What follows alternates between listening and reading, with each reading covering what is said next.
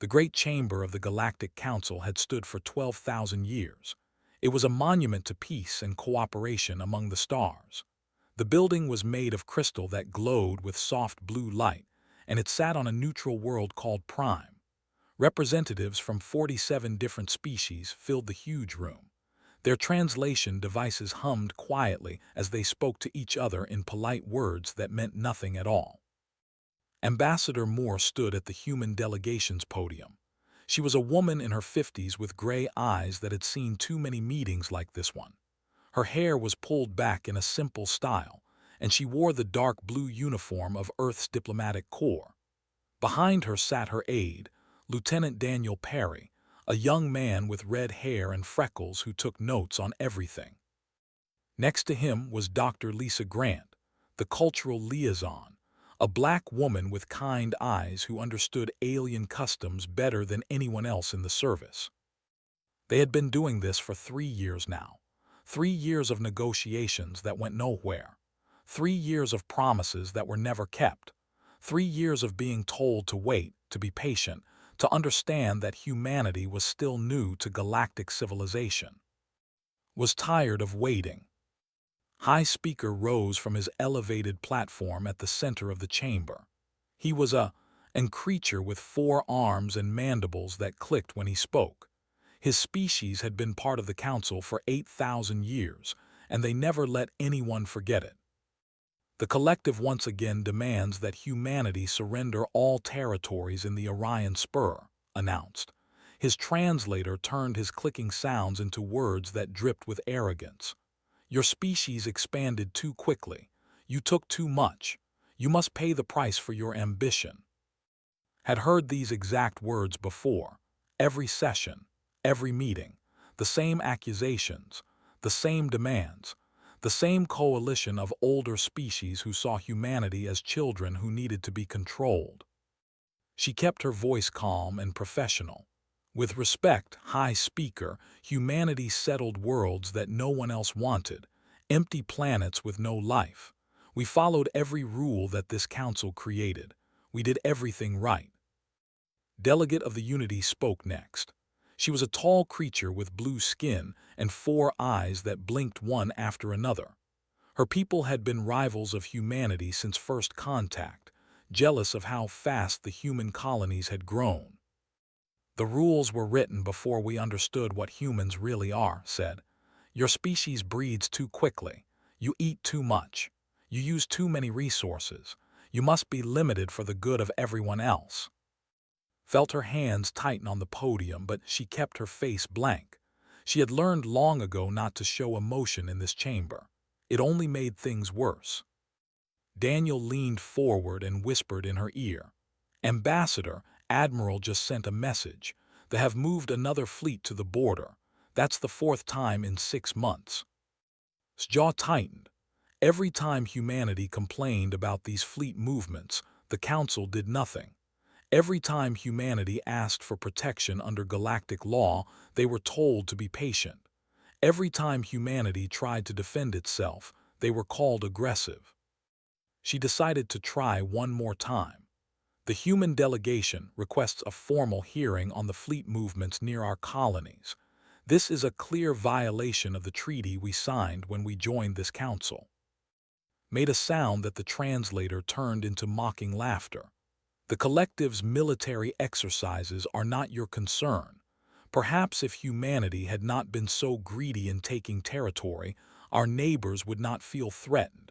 You have brought this on yourselves. Stood very still. She thought about the colonies in the sector. She thought about the 14 billion human beings living on 200 worlds across the galaxy. Families, children, farmers and teachers and doctors and artists. All of them building lives, contributing to civilization, asking for nothing except to be treated fairly.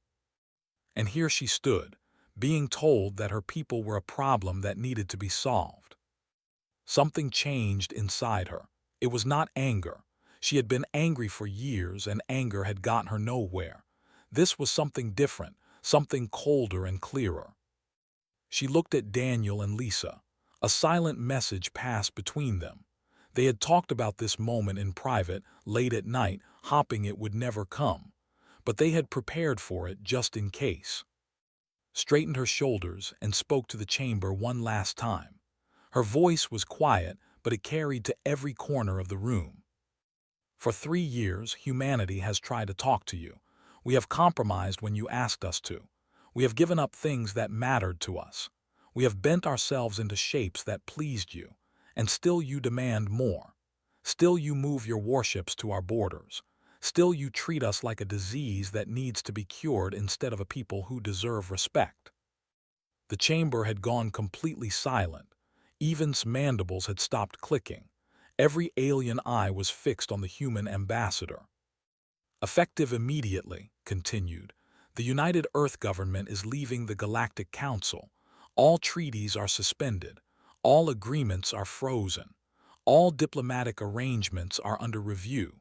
Humanity will take care of its own problems in its own way from this moment forward. She gathered her documents with hands that did not shake. Daniel and Lisa rose and stood behind her, their faces calm and determined. When you are ready to treat us as equals, you know where to find us. Until that day comes, we have nothing more to say to you. The human delegation walked toward the exit. Their footsteps echoed in the stunned silence, did not look back. She did not need to see the shock on their faces. She could feel it. Behind her, 46 species stared at the empty podium. In 12,000 years, no one had ever done what the humans had just done. No one had ever simply refused to play the game. No one had ever walked away. As stepped through the great doors, she allowed herself one small moment of satisfaction. They had called humanity young and foolish. They had said humans did not understand how the galaxy worked. They had treated her people like children who needed to learn their place.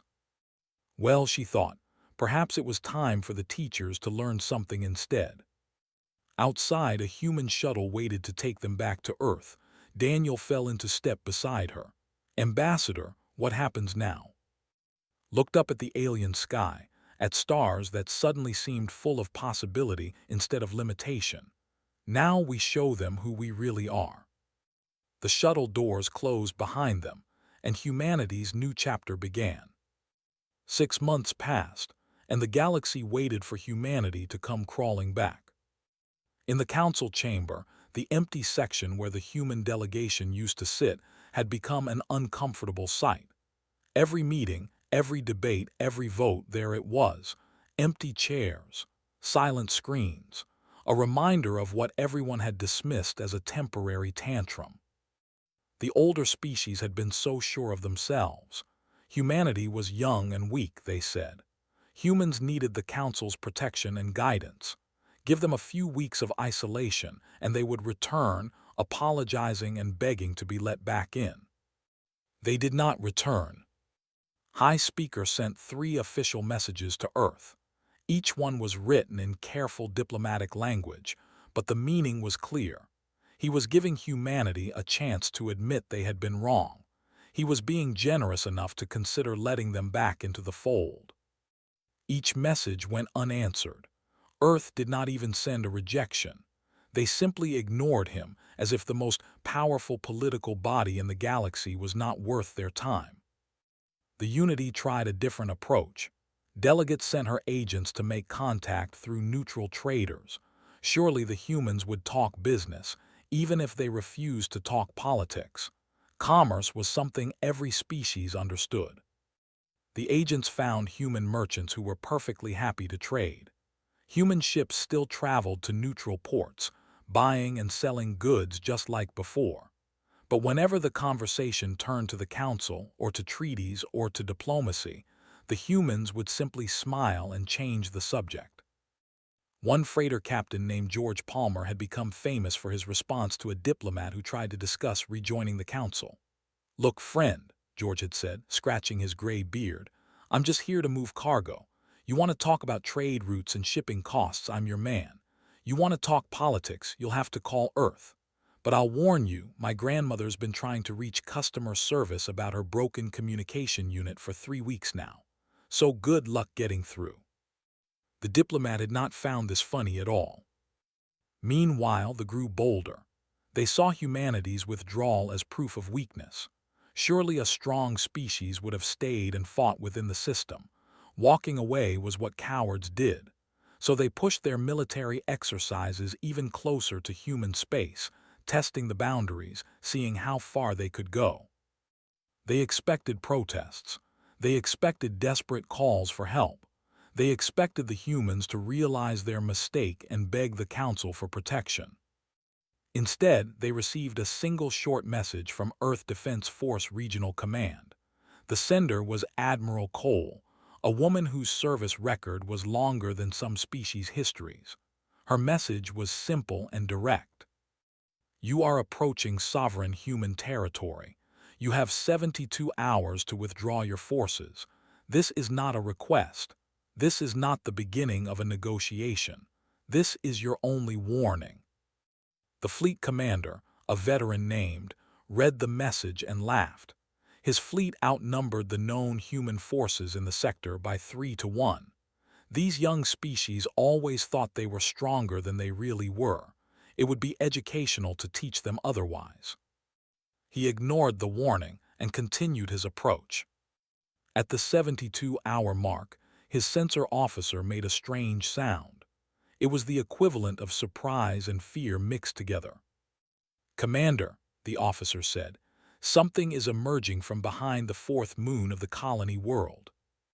Looked at his tactical display and felt his confidence drain away like water through sand. It was a human, not the scattered patrol ships his intelligence had promised, not the outdated vessels he had expected. This was a full carrier strike force, 8 capital ships surrounded by dozens of smaller escorts, and leading them was something that made his flagship look like a shuttle craft. The vessel was enormous. Its hull was covered with weapon batteries and launch bays. It moved through space with the easy grace of a predator that knew it had no natural enemies. "This is the Earth Defense Vessel Determination," came a calm voice over the communication channel. The speaker was Captain Henry Shaw, a man in his 40s with short brown hair and the relaxed confidence of someone who knew exactly what he was capable of. "You were warned. You did not withdraw. You now have 30 minutes to begin your retreat. After that, we will consider your presence an act of war. There will be no further warnings. There will be no negotiation. Do you understand?" Commander understood. He gave the order to retreat. The fleet so quickly that 2 of their ships collided with each other trying to turn around. They limped back to their own space and reported to the Council that the humans had threatened them. They demanded that something be done about human aggression. But in the quiet corners of the Council's halls, different conversations were happening. A reptilian species who had always stayed neutral in Council politics had been watching very carefully. Delegate of the Federation met with his advisors in a private room. His scales were a deep green color that darkened when he was thinking hard. "The humans did not fire a single shot," he observed. "They simply showed their strength and held their ground. When they retreated, the humans let them go." "What does this mean?" asked one of his advisors. Was quiet for a long moment. "It means we have been thinking about humanity all wrong. They are not weak children throwing a tantrum. They are something else entirely, something we do not yet understand." On Earth, life went on. Factories built ships. Scientists made discoveries. Children went to school and learned about the stars their grandparents had never seen. Most ordinary people barely noticed the Council's absence. Their daily lives continued unchanged. But they paid attention to the news. And when President Maria Vance addressed the United Earth Assembly, they watched with pride. She was a small woman with silver hair and sharp eyes. She had been a colony governor before becoming president, and she spoke with the directness of someone who had solved real problems instead of just talking about them. "We did not leave the Council because we wanted conflict," she said. "We left because we refused to accept a place at the bottom of their ladder. Our door remains open to anyone who wants to deal with us fairly. but we will not beg for respect that we have already earned through our actions." Her words were broadcast to every human world. In the council chamber, delegates watched the recording in uncomfortable silence. The humans were not coming back. The humans were not sorry. The humans were building something new, and the rest of the galaxy was going to have to decide what to do about it. 6 months of silence had taught the council more than 3 years of talking ever had. Humanity was done asking for permission. 1 year after humanity walked out, the galaxy looked very different. The Galactic Council still met in its crystal chamber. The delegates still gave speeches and held votes and followed ancient traditions. But something had changed. The easy confidence was gone. The certainty that they controlled the shape of civilization had cracked like ice under pressure. 3 smaller species had quietly signed trade agreements with Earth. They did not ask the Council for permission. They did not announce their decisions in the Great Chamber. They simply opened their ports to human ships and began doing business on terms that benefited everyone equally. The Federation went even further. Delegate had convinced his government to do something unprecedented. They opened a formal embassy on Earth's moon, the first non-human diplomatic mission on human soil. Negotiations began for a mutual defense treaty that would bind the 2 civilizations together. When news of this reached the Council, High Speaker reacted with fury. He called an emergency session and demanded that they explain themselves. "You are breaking the unity of this body," declared. "You are legitimizing human defiance. You are betraying everything the Council stands for." Delegate listened to this speech with the patience of a stone. His 4 eyes blinked slowly as he prepared his response. "The Federation has always done what is best for our people," he said. "That is our right as a sovereign civilization. We have found humanity to be reliable partners. They keep their promises. They honor their agreements. They treat us with respect." He paused. "That is more than I can say for some members of this council." No one needed to ask who he meant. The cracks were spreading. Every week brought new reports of species reaching out to Earth, asking about trade, about technology, about the possibility of friendship outside the Council's rules. The old order was breaking apart, and no one seemed able to stop it. But none of this mattered compared to what was happening in the outer territories. There were a species that had survived for centuries by raiding the edges of civilized space. They were nomads, traveling in massive fleets of warships and colony vessels, taking what they needed from anyone too weak to stop them. The Council had always dealt with them by sending joint military forces to push them back. It was expensive and it cost lives, but it worked. Now, with member species focused on their own problems and without human contributions to the defense fund, the response to raids was slow. Then it got slower. Then it stopped happening at all. They always noticed weakness. Their first major attack hit a farming colony. 2,000 people died. The raiders took enough food to feed their fleet for months and disappeared into deep space before any help could arrive. The second attack struck a mining outpost. The third hit a council diplomatic station itself. This had never happened before. Attacking council property was supposed to be unthinkable. They no longer thought it was unthinkable. They thought it was easy. Emergency sessions were called. Accusations flew across the chamber like weapons. They blamed them for not protecting their borders. They blamed them for making everyone weak with their political games. Everyone blamed the humans for leaving and making the council vulnerable. But no one sent ships. No one wanted to spend the resources. No one wanted to take the risk. And then they made a terrible mistake. They attacked a convoy traveling through what they thought was neutral space. It was 3 cargo ships carrying medical supplies, the kind of easy target that had been hitting for centuries. 12 raider vessels closed in, expecting surrender. 3 of the raider ships exploded before anyone knew what was happening. The convoy was under human protection. They had been carrying medicine to a colony, and their escort consisted of two Earth defense vessels commanded by Captain Samuel Price. He was a quiet man from a farming family who had joined the service because he believed in protecting people who could not protect themselves. When they attacked, he did not call for backup. He did not try to negotiate. He did not run away. He simply gave the order to engage, and his crews did what they had trained to do. The battle lasted 11 minutes. 9 ships were destroyed. The other 3 fled. Captain Price's ships had taken minor damage. The convoy arrived at its destination on schedule. His report to command was brief and professional. Hostile vessels engaged and destroyed. Convoy delivered safely. No human casualties, requesting resupply of missiles. The colony governor watched recordings of the battle with something close to awe. He sent his own report to the Federation Senate. The humans did not hesitate, he wrote. They did not ask for help. They did not try to talk their way out.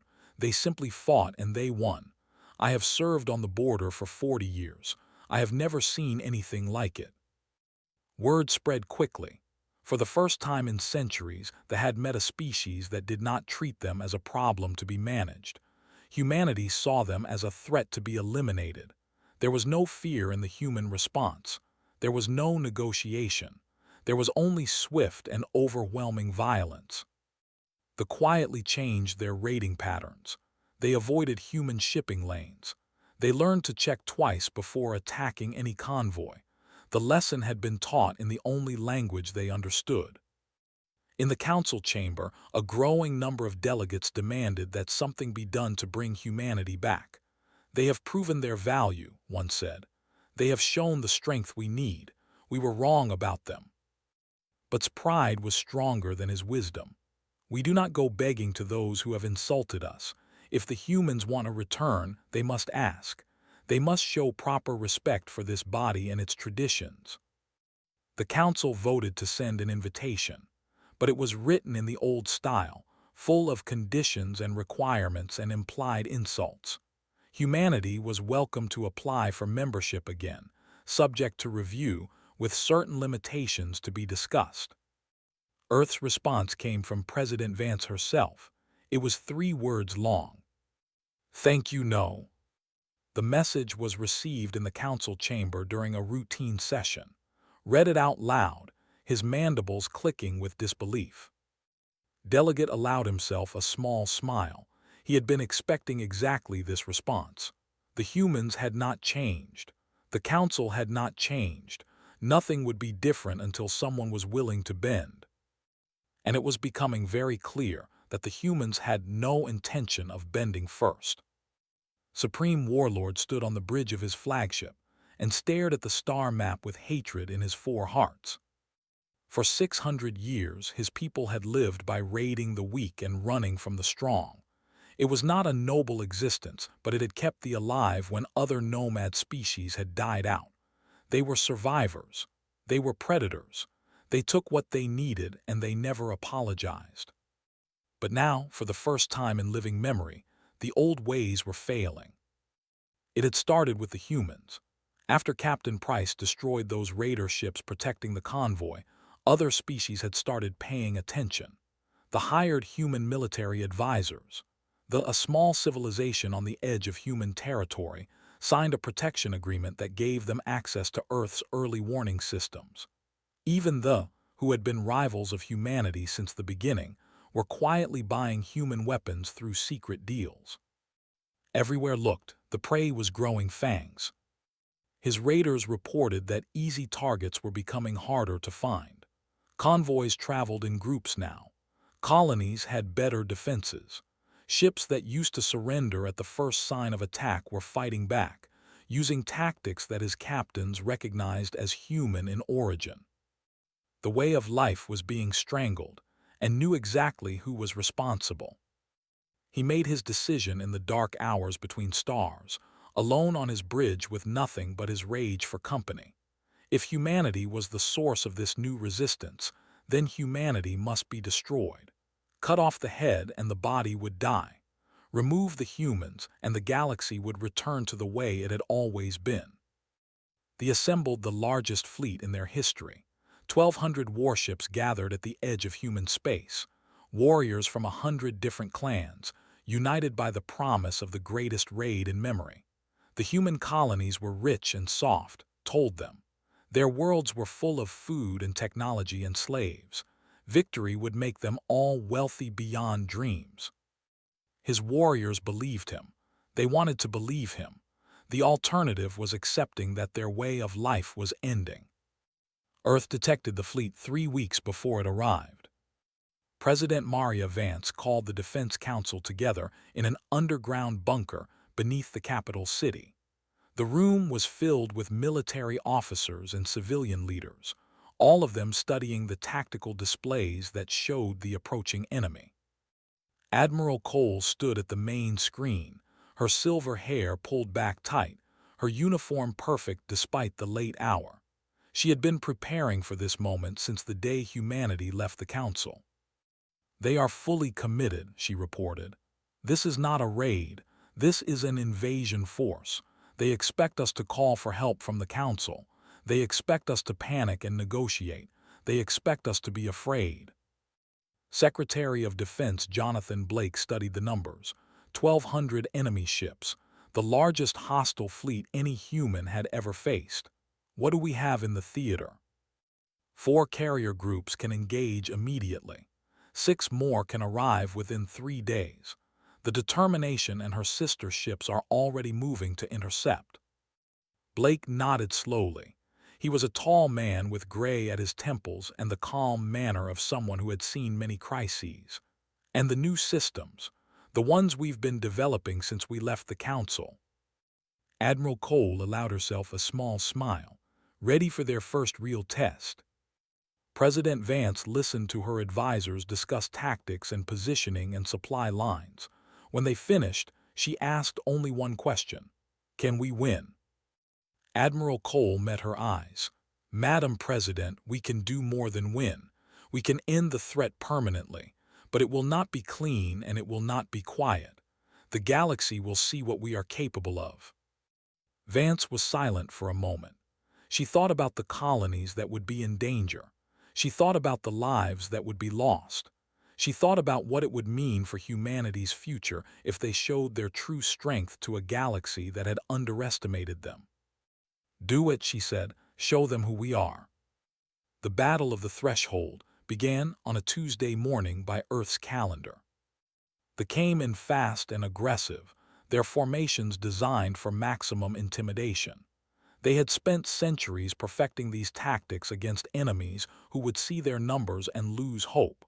Fear was their greatest weapon. Captain Henry Shaw of the Determination watched them approach on his tactical display. Around him, his bridge crew worked with quiet efficiency, preparing systems and checking weapons. No one showed any sign of nervousness. "Signal from Admiral Cole," his communications officer reported. "All groups report ready. We are cleared to engage." Shaw nodded. "Send to all ships. Execute pattern Delta 7, and someone put on some music. I think this calls for something classical." The human fleet moved. What happened next would be studied in military academies across the galaxy for centuries. They expected their enemies to form defensive lines and try to hold position. Instead, the human ships drove directly into the heart of their formation, weapons firing in every direction. The Determination led the charge. She was the largest warship humanity had ever built, and she fought like something out of a nightmare. Her main guns could destroy a cruiser with a single shot. Her missile batteries filled space with fire. Her point defense systems swatted down enemy weapons before they could strike. Around her, the other human ships worked in perfect coordination. They covered each other's blind spots. They concentrated fire on enemy flagships. They used maneuvers that they had never seen before, tactics developed in secret over 3 years of preparation. And then the new systems came online. The fleet relied on a central command network that linked all their ships together. It was how they coordinated their attacks, how their commanders gave orders, how they knew what was happening across the battlefield. Without it, each ship would have to fight alone. Humanity had spent 3 years developing a weapon specifically designed to destroy that network. Every ship went blind at the same moment. Their screens showed static, their communications filled with noise. Their commanders screamed orders that no one could hear. 1,200 warships became 1,200 individual vessels, fighting blind against an enemy that could see everything. The slaughter lasted 9 hours. 800 ships were destroyed in the first 2 hours alone. The rest fought on with desperate courage.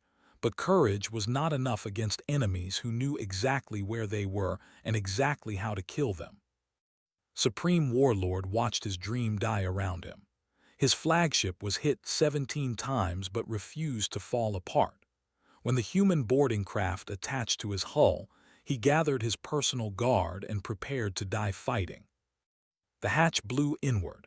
Through the smoke came human marines in powered armor, moving with the smooth coordination of predators who had done this many times before. Their leader was a sergeant named Richard Torres, a stocky man with a face and calm eyes. He looked at the warlord and his guards. He looked at their weapons, their desperate stance, their readiness to die. Then he spoke in a voice that the translator rendered without emotion. "Sir, you are now a prisoner of the Earth Defense Force. Your fleet has been destroyed. Your invasion has failed. You can die here fighting or you can surrender and live. Either way, this war is over. Please don't make this difficult." Looked at the human for a long moment. Then he lowered his weapon and ordered his guards to stand down. There was no point in dying for nothing. As the Marines secured the bridge, Captain Shaw arrived to accept the formal surrender. He was shorter than had expected, an ordinary-looking human with no visible signs of the monster who had just destroyed the largest fleet in history. The warlord asked only one question: "Why did your council not warn us of your strength?" Shaw considered the question seriously. "They didn't know," he said finally. "We've been busy." The news reached the Galactic Council within days. The recordings of the battle spread across every network in civilized space. Species who had dismissed humanity as children watched in shock as human ships tore through an enemy fleet 3 times their size. High Speaker sat alone in his quarters and watched the determination carve through formations like a knife through water. He watched the precision. He watched the coordination. He watched a civilization reveal capabilities that no one had suspected. Finally, he understood what his colleagues had been trying to tell him. Humanity was not a young species that needed guidance. They were not upstarts who needed to be contained. They were a civilization that had spent 3 years preparing for exactly this moment. And they had done it without asking anyone for permission. 2 years and 3 months after Ambassador Moore walked out of the Galactic Council, she walked back in. The crystal chamber looked exactly the same. The same blue light glowed from the walls. The same platforms rose in circles around the central speaking area. The same ancient protocols governed how delegates were supposed to behave. But everything had changed. Was not alone this time. Behind her came a delegation representing not just Earth, but 14 other civilizations. The Federation walked beside humanity as equal partners. The Concordat stood with them. A dozen smaller species who had signed what was now called the Terra Accords filled the rows behind them. The chamber was full. Every species in the galaxy had sent their most senior representatives. Even species who rarely attended council sessions had made the journey to Prime. Everyone understood that this meeting would decide the future of galactic civilization. The human delegation took their old seats and noticed that the podium had been cleaned and polished. Someone had prepared for their return. High Speaker was not there. He had resigned 3 days earlier, giving personal reasons that fooled no one. His replacement was a younger named Lowe's, who had argued against the harsh treatment of humanity from the very beginning. He had been chosen specifically because he was willing to admit that his species had been wrong. Lowe's rose from his platform and addressed the chamber. His translator gave his words a tone of genuine respect that would have been impossible from his predecessor. "Ambassador Moore," he said, "the Galactic Council welcomes humanity's return to these proceedings. We hope that this marks the beginning of a new era of cooperation between our peoples." Inclined her head politely. "Thank you, High Speaker, but I need to be clear about something. Humanity is not returning to the Council." A murmur ran through the chamber. Delegates whispered to each other in a dozen different languages. Some looked confused, others looked worried. A few, noticed, looked like they had expected exactly this. She continued speaking, her voice calm and confident. "We are here because the galaxy is at a crossroads. The old systems have failed. The crisis proved that the Council's collective defense does not work. The trade disputes that continue on every border prove that the economic rules are outdated. The fact that we are all here today, uncertain about the future, proves that something must change." She turned to Dr. Lisa Grant, who activated a holographic display that floated above the central platform. It showed a map of the galaxy with certain territories highlighted in blue. The highlighted area was impressive, covering a significant portion of known space. "This is the Terra Accords," explained. 14 species have already joined. We are not a rival to the Council. We are an alternative. Any species may join us, and membership requires only 3 things. She held up one finger. First, recognition of sovereignty. Every member civilization controls its own territory. No one tells anyone else how to live. A second finger. Second, commitment to mutual defense.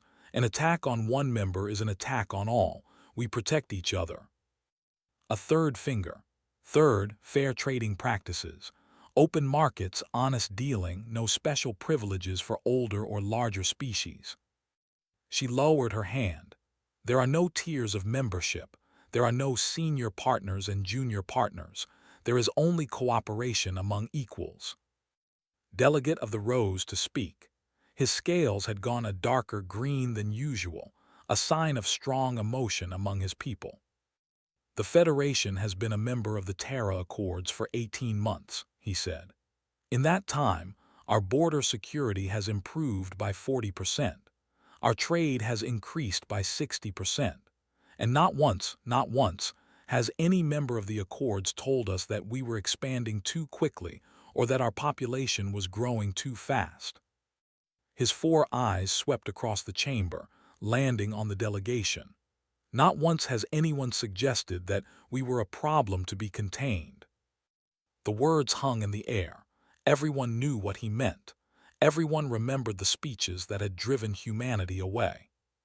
Spoke again. "The Council has a choice. You can continue as you have always done and watch more species choose to join us. Or you can change. You can recognize that the galaxy is not a hierarchy with ancient species at the top and younger ones at the bottom. You can become partners instead of parents." She paused, letting the silence stretch out.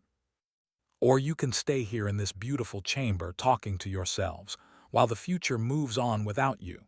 The choice is yours." The debate lasted 3 days. Ancient protocols were invoked. Speeches were given by delegates representing civilizations that had existed before humanity learned to use fire. Alliances that had lasted for shifted and reformed. Votes were taken, reversed, and taken again. Through it all, and her delegation waited patiently. They answered questions. They explained details. They did not beg and they did not threaten. They simply presented the alternative and let the Council decide. In the end, the Galactic Council voted to dissolve itself. It was the most significant political event in 12,000 years. The body that had governed interstellar civilization since before human beings existed chose to end its own existence and apply for collective membership in the Terra Accords. High Speaker Lowe's signed the historic document himself. When a human journalist asked how he felt about the change, he made a sound that translated as wry amusement. I feel that we should have listened more carefully when Ambassador Moore first asked us to treat her people as equals. We could have saved everyone a great deal of trouble. Was standing nearby, she allowed herself a small smile. Better late than never, high speaker. The new organization, the Galactic Accord, held its first session 6 months later. Moore was elected as one of 3 rotating chairpersons, alongside Delegate and Lowe's himself. The chamber looked the same, but everything about what happened inside it was different. Decisions were made by consensus, not by the votes of senior species. Trade agreements benefited everyone, not just the wealthy and powerful. Defense commitments were honored, and the survivors learned very quickly that raiding Accord shipping was no longer survivable. On Earth, President Maria Vance addressed the public on the anniversary of the new Accord's founding. Her speech was broadcast to every human world and to the dozens of alien civilizations that now called humanity friends. 3 years ago, we walked away from a system that refused to see us as we truly are, she said. Today, we walk forward into a future that we helped create. Let this be our legacy. Not that we defeated our enemies, but that we found a way to turn them into friends. Not that we demanded respect, but that we earned it by showing respect to others. She looked directly into the camera, speaking to billions of listeners across the stars. This is who we are. This is what we do. We build. We grow. We reach out our hands in friendship to anyone willing to take them. And when friendship is rejected, we stand firm until the other side is ready to try again. In the void between stars, human ships traveled alongside vessels from a dozen other species. They protected each other. They traded with each other. They built something new together, something better than what had existed before. The galaxy had faced a crisis when humanity ended all talks. And humanity, being human, had turned that crisis into the beginning of something wonderful. The stars had never seemed so bright.